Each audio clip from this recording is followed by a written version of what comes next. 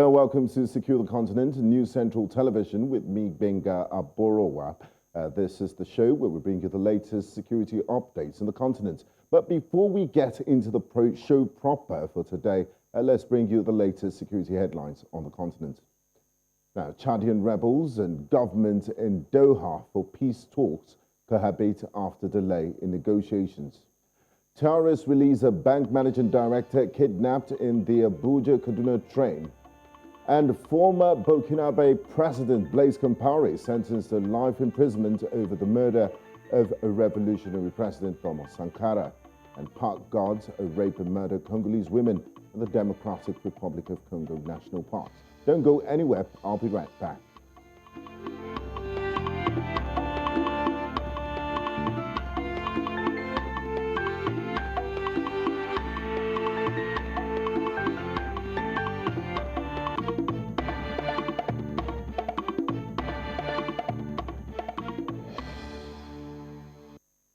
Today on Secure the Continent, we will be looking at water insecurity in Africa. The United Nations' first ever such assessment was released on the eve of World Water Day, which is celebrated on March the 22nd. And that report shows that the levels of water security in Africa overall are unacceptably low. Just 29 of 54 African countries have made some progress over the past 3 to 5 years. In fact, not a single country or sub-region has yet achieved the highest level of model or even the reasonably high effective stages of national water security. We have more details for you in this package. Control of water bodies, access to water, and the activities that are dependent on water have been the source of some of the most contentious issues African nations have had to deal with. 1 in 3 Africans face water scarcity, and approximately 400 million people in sub-Saharan Africa lack access to basic drinking water. For many years, control of water resources and the geographical implications have put people, communities, and countries at the crossroad of conflict. From the east to the west and the north, central, and horn of Africa, there are clashes over rivers, lakes, and even areas in the Grand Ocean. The Nile was a source of conflict between Sudan and Egypt from as far back as 1948. Decades later, the longest river in Africa is still a great source of contention between both countries, and now Ethiopia has heightened the conflict with the introduction of the Grand Ethiopian Resonance Dam. With the increase of issues around desertification and climate change, driving more conflict and putting pressure on limited water resources, Africa needs to address how to guarantee access to this essential resource. Now, joining me on Secure the Continent this evening to discuss this and more, Ijeoma Emenajo is Acting Manager, Chief Water Resources Management at the African Development Bank. He joins in live from Côte d'Ivoire, the Ivory Coast, as well as Khanyi Mlaba. She's editor for Southern and Eastern Africa Global Citizen. A warm welcome to you both. Thanks for joining us and Secure the Continent. Thank you. Now, Khanyi, I'd like to start with a quote from Nelson Mandela. He says, "Among the many things I learned as president was the centrality of water in social, political, and economic affairs of the country, the continent, and the world." What is a water insecurity, and what is responsible for this crisis, this water crisis we're witnessing in Africa in the first place? Thank you so much for having me on the show this evening, Gbenga. To answer your question, water scarcity is the growing lack of access to water. So that doesn't mean that there's absolutely no water on the continent. It just means that that water is limited, and it's growing more and more limited every day. So currently, as the package that you just showed stated, there's one in 3 Africans are impacted by water scarcity. This doesn't mean that they don't have access to water, like there's absolutely no access to water. It basically means that access to water is very, very limited, and it's diminishing by the day. So it's caused by 2 different things. There's a thing called economic water scarcity, and then there's physical water scarcity. Economic water scarcity is the water scarcity or water insecurity that we see that comes along with the lack of infrastructure and the lack of development in a region or an area or a country. So getting water from one place to another. Whereas physical water scarcity is something that we've seen a lot more noise made about, and that is the climate crisis. We are losing water very quickly because of droughts and the impact of climate change. Thank you very much, Khanyi. I would like to bring in Ijeoma here. Now, Ijeoma, all countries' scores are below 70 on a scale of 100, except for Egypt. Only 13 of 54 countries reached a modest level of water security in recent years, and over a third have been deemed to have levels of water security below the threshold of 45. My question to you is this: why is sub-Saharan Africa more vulnerable to water stress than other regions? Yes, thank you for the question. So this course we referred to actually looked at several different indicators, ranging from access to basic water, drinking water services, access to sanitation, water quality, governance, and so on. So they are very complex numbers. But I just want to sort of explain something in your question, which is around water stress. Water stress is different from water scarcity. Yes. In this case, when you're talking about water stress, you're talking about basically the availability of fresh water in relation to how much is being used. So basically, in some measures by the UN, maybe 1,700 cubic meters per person in an area, right?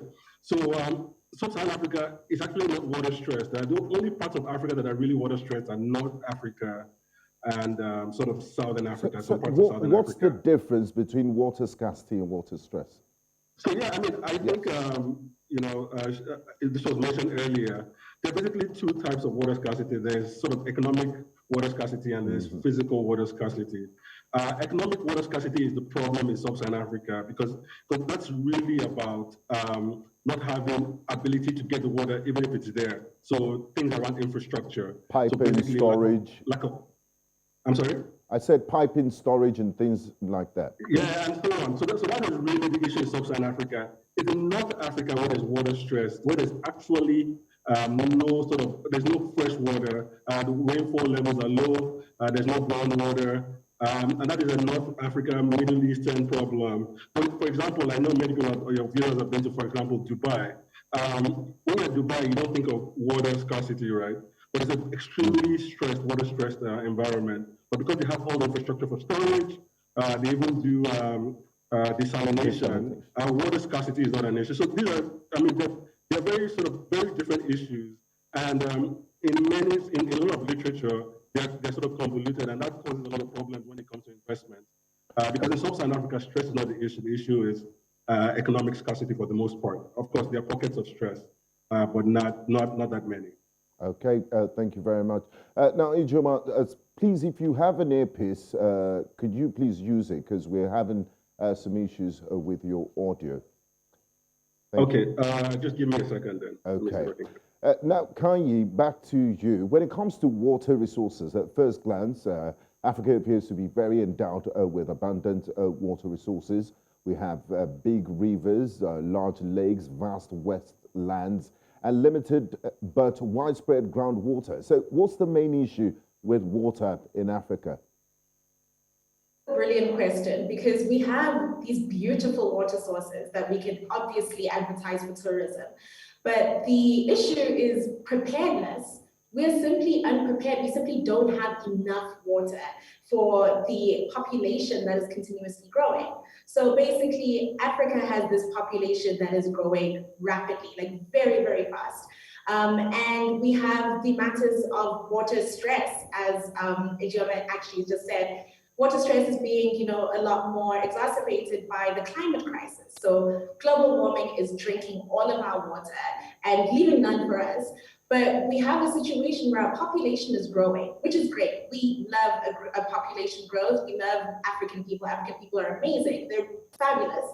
But the problem is we don't have enough water to supply African people, and we're going to run out of water to supply African people. So that's the main issue. The main issue is preparedness and preparedness to combat climate change. But the second hand of things is the preparedness in terms of development. And so this is the economic water stress that myself and Ijeoma were just speaking about.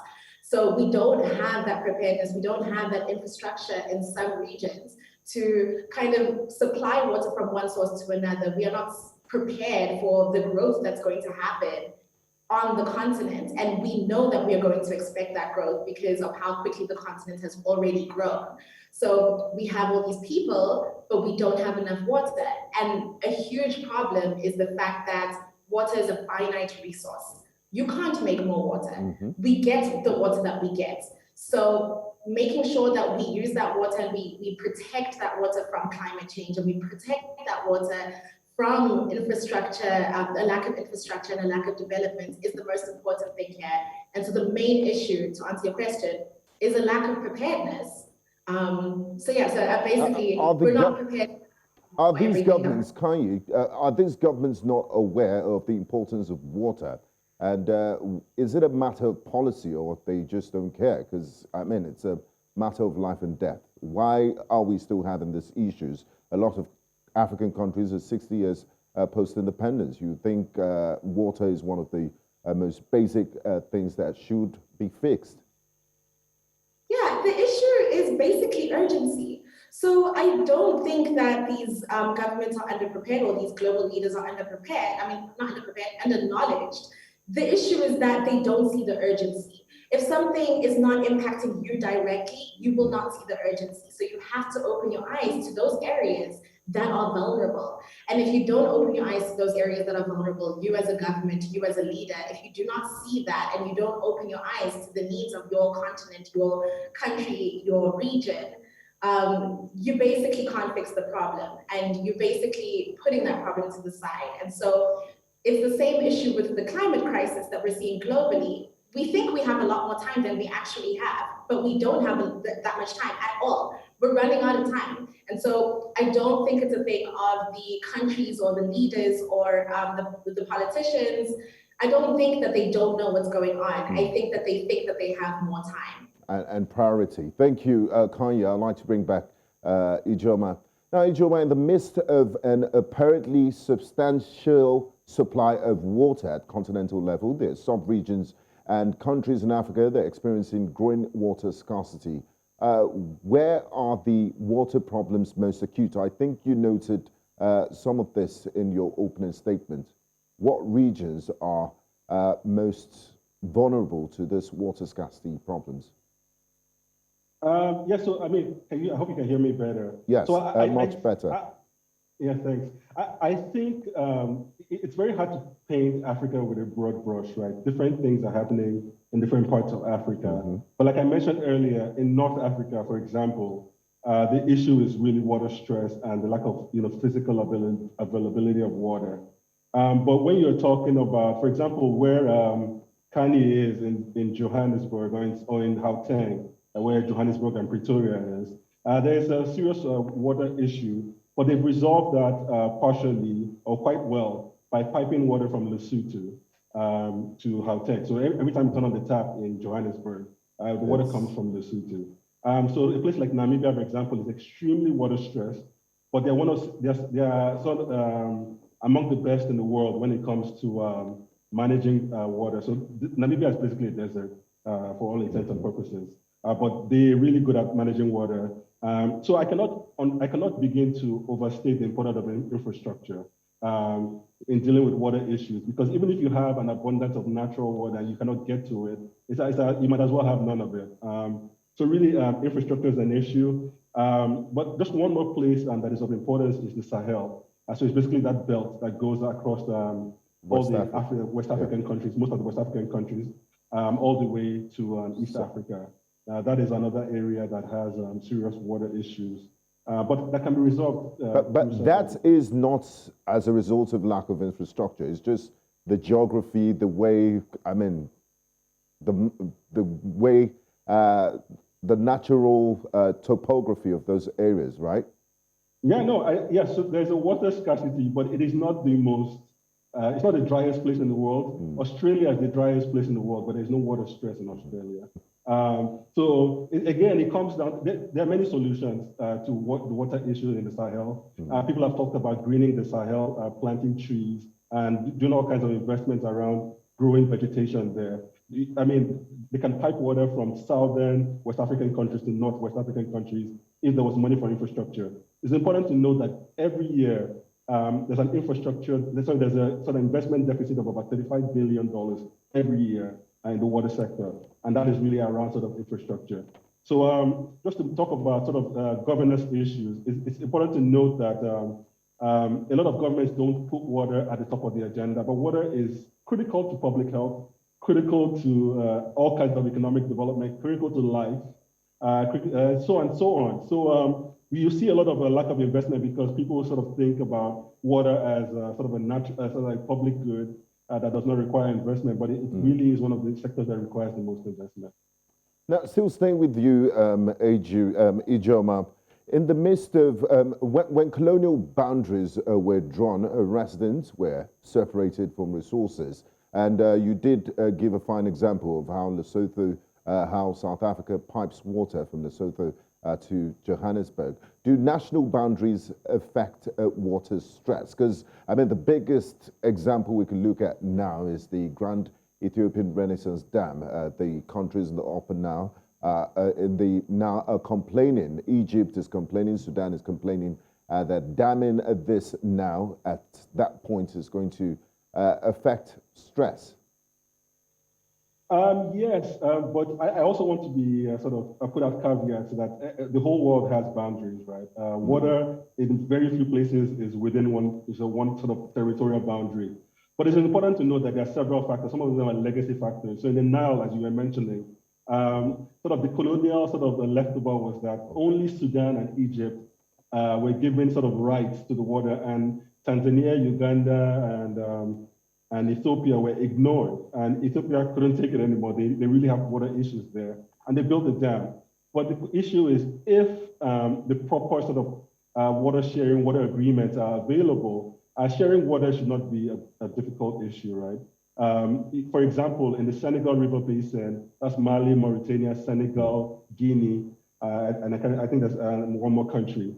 They are the model of sort of almost a world model when it comes to sharing water in a water scarce in a water corporation in a water scarce area. I've worked there for several years, and it's amazing how they are able to share water. But that's also a legacy issue because they're all francophone countries. They were all under France, and they were all French up to 1958 when Guinea got their independence, and then they had to sort of readjust their agreements and their cooperation mandate. But just one more thing about transboundary water. Transboundary water should not just be about sharing, it should be about development, right? In many cases in the world, also in the Senegal River Basin, they actually share the cost of the investment. And so that's the most effective way to do what that. sort of investments go, like the Senegal River Basin that you just mentioned? What sort of investments would you be looking at? One key one in the area is hydropower, and that is for most places in Africa.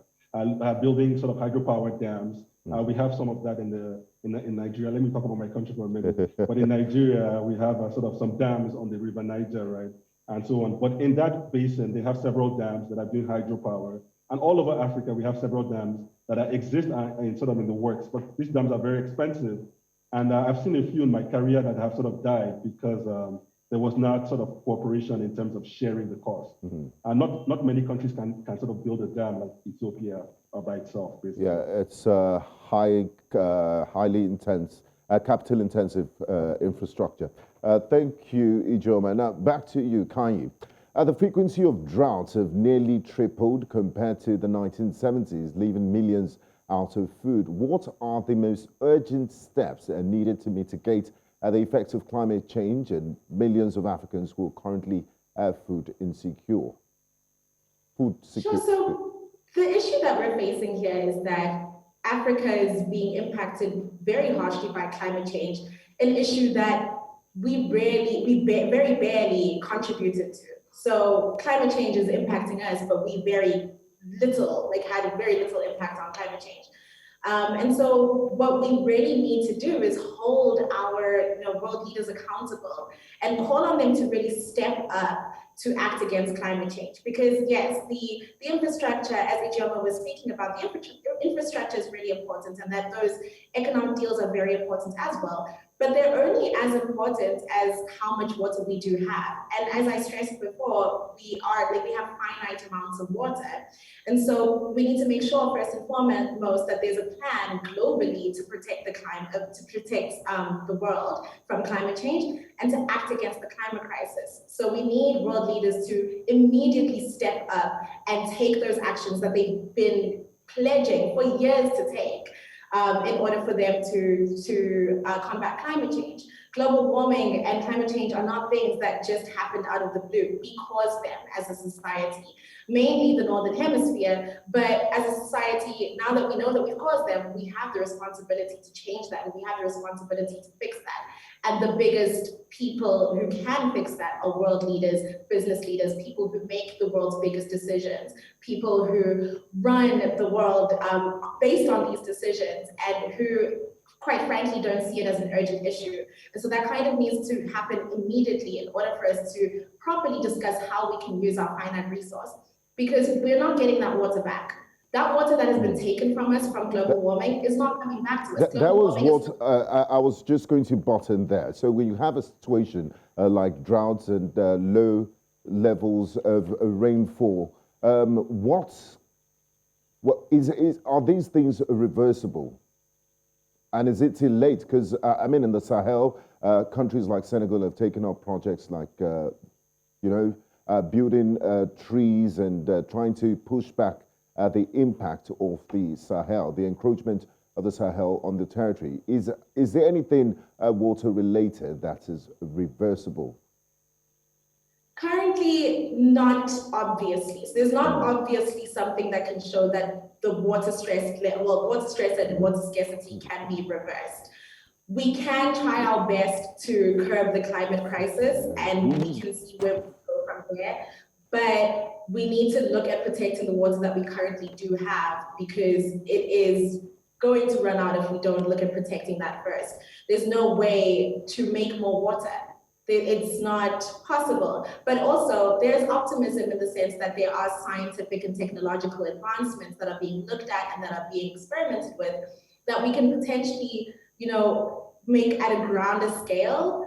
But currently, to answer your question, quite frankly, and to answer it as honestly as possible, the situation is dire.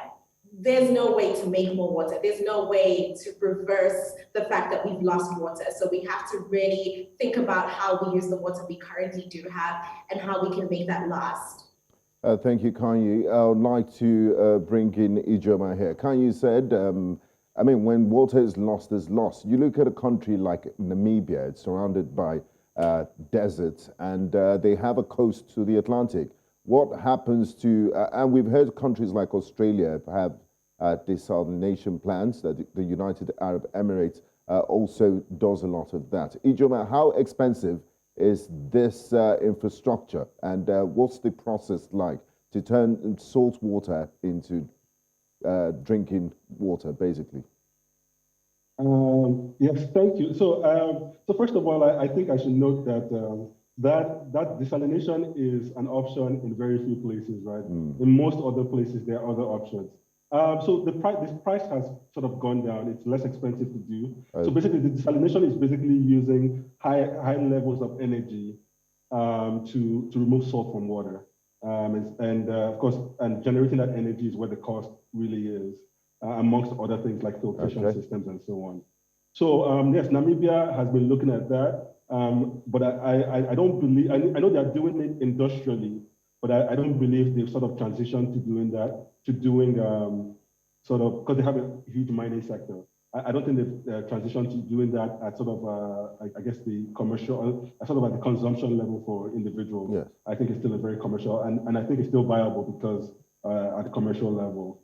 So desalination is still not sort of, the go-to for most of Africa, right? I think that we have several different solutions. I hate to harp on the infrastructure a bit, but I think that, we could resolve, and I'm just throwing out a number, 80% of our problems if we had more storage, if we had better sort of transportation around water, and if we had better sort of education in terms of use and reuse and recycling and so on. I think we can adapt to climate change and do quite a bit.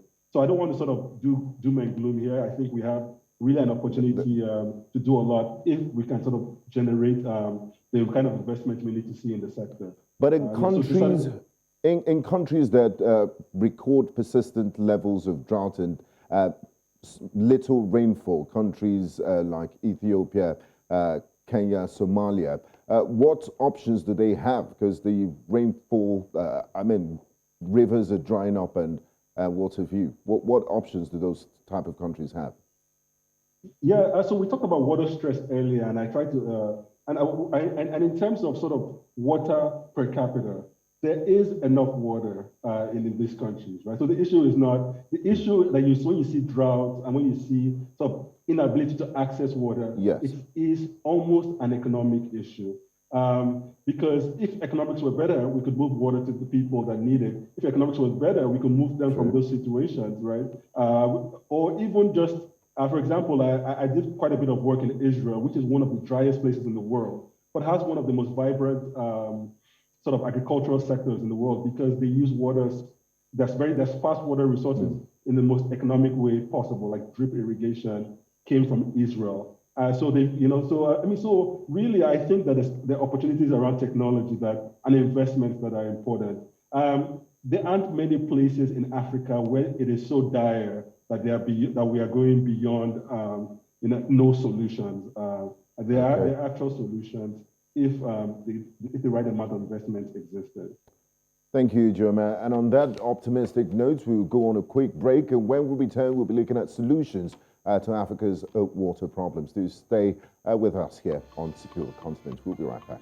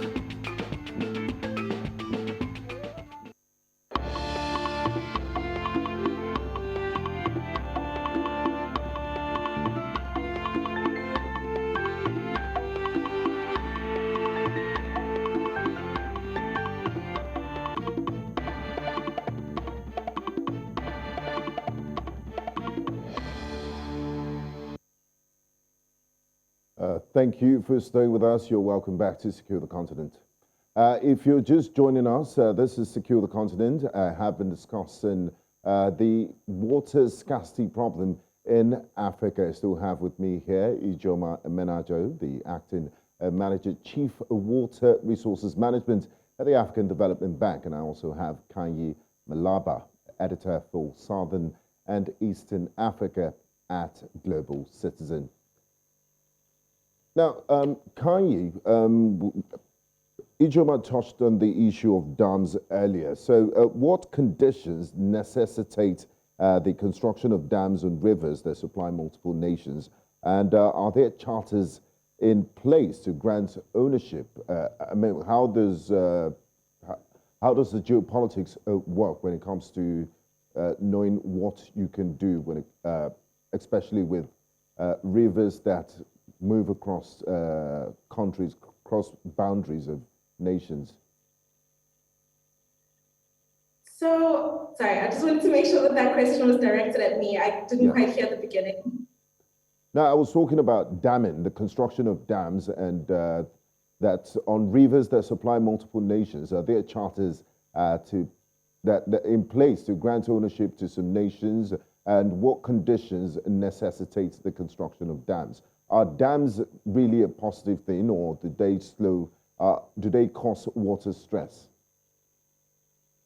So I think looking at the construction of dams, that's the kind of infrastructure that you need in terms of solving the issue of economic water scarcity. And that's the beginning of it, right? So as we discussed before, there's economic and physical water scarcity. So economic water scarcity, immediately we're starting to solve with the infrastructure of dams.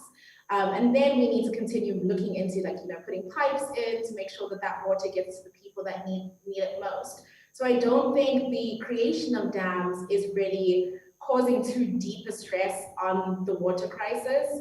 The main issue is obviously that we are running out of water. So it's making sure that the water that comes from dams, make sure that that water can get to the people that need it most, because you can have these dams, but if you don't have the infrastructure that carries that water to the people or to the agriculture that needs it most, those dams are not really useful.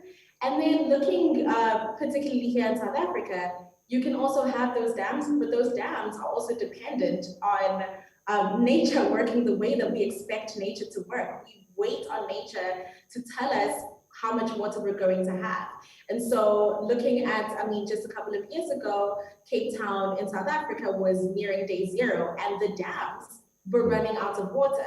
So we can create these dams and have the infrastructure. One, the main thing is to make sure that infrastructure benefits absolutely every single person who is vulnerable to water stress and water scarcity.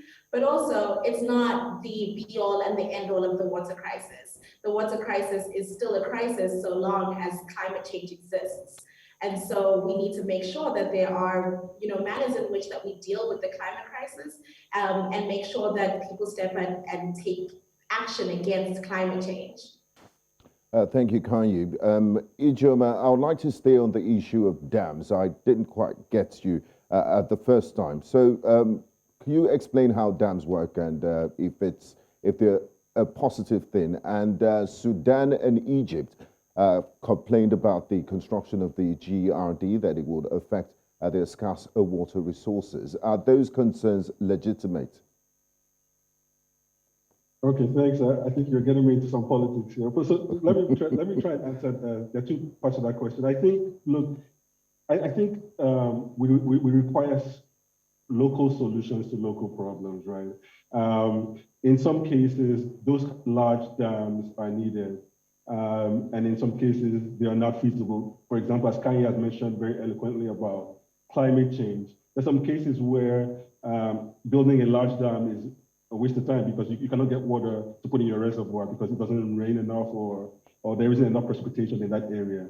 So really, so when you need a large dam requires. So for example, when we invest at our bank in dams or any infrastructure, we do several different studies, from social and economic studies to even climate change scenario building. So we can do like 50 different scenarios over the next 100 years to figure out whether this investment would be sort of valid or useful in 50 years from now.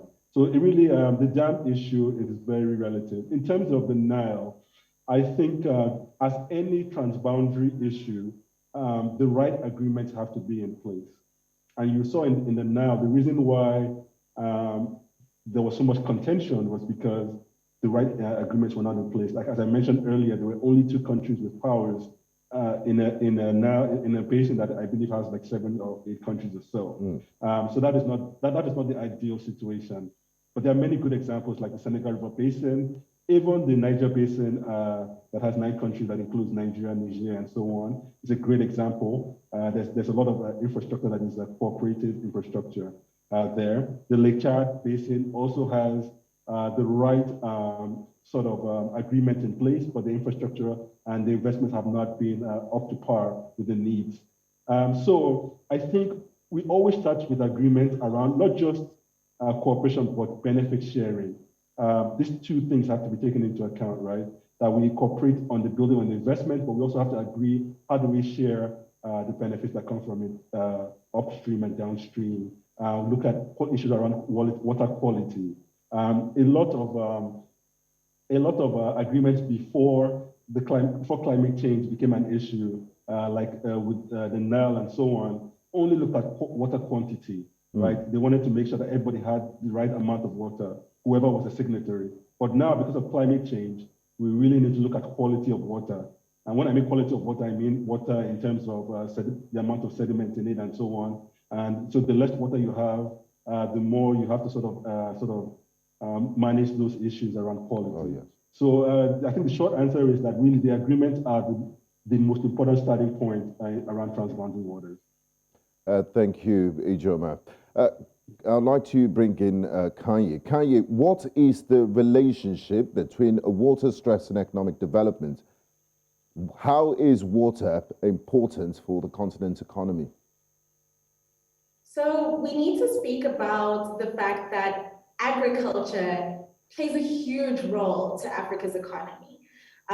In fact, citizens, like almost half of the citizens in Africa depend on agriculture for a stable source of income. And so that is the first and most important thing when it comes to water stress and water scarcity. So if you don't have water to fuel agriculture, to make sure that we have thriving crops, to make sure that we have food to feed people, we basically don't have a thriving economy.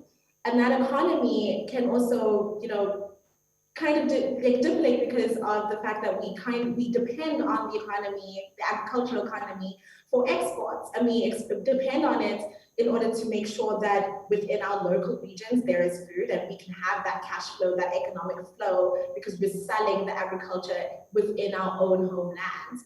And then we also export the food from our agricultural developments. But the problem is that without water, we cannot have thriving agriculture. We cannot have thriving crops. We cannot have, enough food security for our people and enough food security to share with, other populations. And so those are the things that are really worth considering when it comes to the economy, is that we need water to make sure that there's enough to fuel our very heavily dependent, specifically here in sub-Saharan Africa. Sub-Saharan Africa is very dependent on agriculture to make sure that there is good economic flow, and it's very dependent on agriculture to make sure to maintain and to increase the gross domestic product. And so without water, you cannot have that. Without water, you cannot have that growth of an economy, because the economy depends so heavily on making sure that we have good crops, we have agriculture that we can share with our people and the people that we export to. So those are the connections that we're considering when we look at the economy. Thank you very much, Khanyi. Now, this question is for Ijeoma. What is the African Development Bank doing, and what products and initiatives do they have to help relieve water stress levels in Africa, to alleviate water stress? Thank you very much for that question. So we've done quite a bit over the last year. So last year, we launched our policy on water and our water strategy. And that is sort of and those two documents really encompass our approach over the next 5 years for the strategy and 10 years for the policy in the sector. So we're doing a lot. We're committing about $6.5 billion to the water sector in terms of investment across the continent. We are looking at leveraging funds from climate funds to about $25 billion over that period to do work across the continent. And I know we've talked a lot about sort of water supply and so on, but one of the key things that my department does is really around sanitation, right? Because as we know, there's a huge sanitation deficit in Africa. Africa is the only continent that saw an increase in open defecation on the continent in the last 5 years or so. So really, we are looking at transboundary waters, looking at integrated water resource management. That's basically managing water for different purposes in a holistic way. Looking at water in terms of energy security and overall stability on the continent, and for inclusive economic growth. So we have so many things lined up in terms of investments in almost all the countries on the continent. But the idea here is to really sort of leverage our financing with our member countries, all the African countries are our member countries, to sort of deliver on sort of a water secure Africa in the future. And what is cooperation like among governments when it comes to adopting some policies and initiating some of these recommendations from the African Development Bank? So the African Development Bank has an extremely strong relationship with the country, with our member countries, the 54 countries in Africa. We work very closely with the water ministries in all the countries. The African Development Bank was very instrumental in the development of water ministries in Africa. We helped establish the African Ministerial Council on Water, which is basically a roundtable of all the water ministers that was led by actually the former Nigerian president 20 years ago, Olusegun Obasanjo. So the bank, not just in terms of giving dollars, but also in terms of leadership, in terms of intellectual leadership, in terms of sort of moral leadership, we're taking on the mandate to sort of bring development to not just to the water sector, but to what we call our high fives of improving the quality of life, increasing energy access, and so on, integrating Africa, and so on. So yes, we are definitely working with the countries. We have strong relationships because we're Africa's bank, and we are here to sort of develop Africa and work towards the development of Africa. Our president is always traveling across Africa to make sure that the mandate is understood and that we're driving and we're helping to drive development on the continent. Thank you, Ijeoma. Now, Khanyi, we've talked about regional bodies, we've talked about governments, we've also looked at the World Bank. Now, the African Development Bank, I beg your pardon, what can individuals, what can we ordinary Africans do to protect this non-infinite commodity, water, that is scarce? What can we do as Africans to reduce water stress? Sure. So the first thing that we can do as citizens and as leaders in every space that we're in is to acknowledge that the water crisis exists, to acknowledge that there is a problem in the first place. Because the issue that we're currently facing is that we think that there's a lot of time to fix this problem, and also we think that we don't have this problem. So the very first thing that's important to do is to acknowledge that water scarcity and water stress in some regions is a problem, and it's a lot more urgent than we like to think that it is. Then the second thing that we can do as citizens is to make sure that we speak up. We have the voices, we have our platforms, we have things that we can use to speak up and reach the people who can make the biggest amounts of change. Because I can tell you now to make sure that you close leaking taps, which is very important to do. I was going to come to that, because looking at the overall picture, you think, I mean, that's just a tiny drop in the ocean. If I shower for 30 minutes and I reduce it to 10 minutes, would it have an impact on the overall, the bigger picture? It absolutely will. But it won't have as big an impact if we don't call on our leaders to do something. So you as a citizen are not lesser than the role of a leader. You as a citizen can take your action to make sure that you are closing those taps, you are making sure that you are reusing water, you are using rainwater.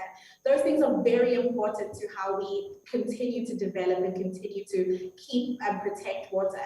But the biggest thing that we can do, the most important thing that we can do is call on the people who have the biggest amount of power to do something, to change those things. So in terms of the climate crisis, so looking at, as Ijeoma said, there's economic and physical water scarcity. For economic water scarcity, we need to call on Africa's leaders to notice how urgent the situation is. And then for physical water scarcity, we need to call on global leaders to recognize how urgent the climate issue is and to step up and do something about it. And that's something that we have been doing at Global Citizen.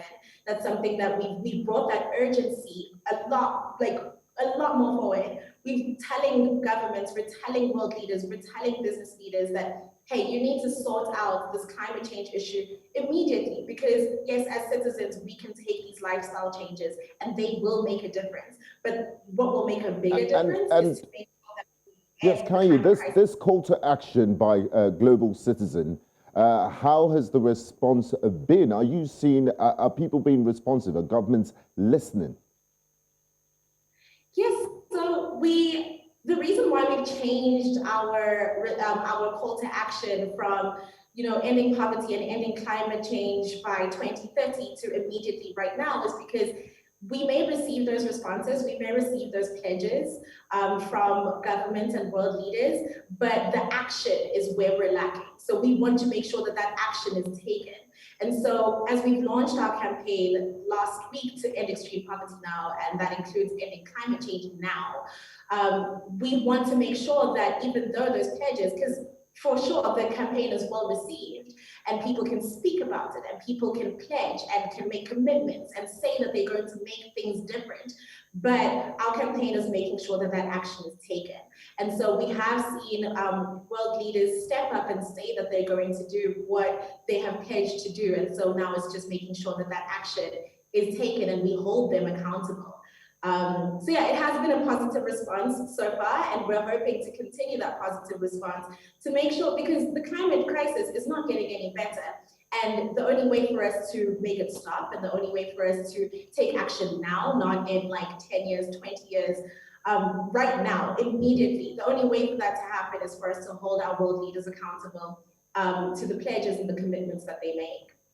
Absolutely, because we can see the effects of climate change is clear and it's here. And now, finally, Ijeoma, before we wrap things up, what resilient infrastructure models are currently available on the continent, or what measures can African states adopt to mitigate the effect of water stress and water scarcity? Okay, thanks. No, I think, first of all, I want to second what Khanyi said about sort of demanding more from our leaders. My favorite sort of statesman is this American, Frederick Douglass, who said that power concedes nothing without without a demand. So I think like the people sort of speaking about what their needs are is the first step. In terms of resilient infrastructure, there are many good examples on the continent, but also globally. I like to always sort of draw global lessons for my work in Africa. But in terms of resilient infrastructure, like I mentioned earlier, just in terms of transboundary cooperation, I always like to point to the Senegal River Basin as a good example. There's a lot of infrastructure in there and around there that really speaks to sort of cooperation, and not just cooperation, at one level, national level, but sort of multi-country cooperation. In terms of resilient infrastructure, I mentioned South Africa. I worked a lot in Lesotho. I lived in Lesotho for a while too, and just seeing what the cooperation between the two countries in terms of water. And so there are existing models that other countries that are working that other countries can learn from. Existing models in terms of existing examples of cooperation and ways to mitigate. Yes. Yeah. That's what I was talking about. The Senegal River Basin is one. You're looking at what's happening with South Africa, and Lesotho is another one. Lesotho is also about to start sending water to Botswana in terms of that. And even in the Niger Basin, there's a good, the very strong sort of water basin. The Niger Basin Authority is a very strong authority in terms of cooperation. And they've done quite a bit in terms of infrastructure, like the Khanyi Dam, for example, in Nigeria. But they could do more, a lot more. So they're good examples, but there are opportunities based on these examples to sort of develop infrastructure in the cooperative way. Okay, thank you very much. This is where we drop the anchor on today's show. Thank you very much for your time and contributions to the program, Ijeoma, Emenajo, and Khanyi Mlaba. I did enjoy talking to both of you. Thank you. Now, improve access to quality water is a long-term goal that requires more than humanitarian funds, because sub-Saharan Africa is subject to more extreme climate variability than other regions. It needs improved water storage capacity. And many experts, as you've heard today, say more water treaties are needed. Better donor emphasis on water development is needed, and small-scale agricultural improvements also offer a solution to water stress, including the harvest of water and shallow wells, deep irrigation for crops, the use of pumps, and other technological innovations. Until next time, remember to stay safe. I am Gbenga, Aborowa.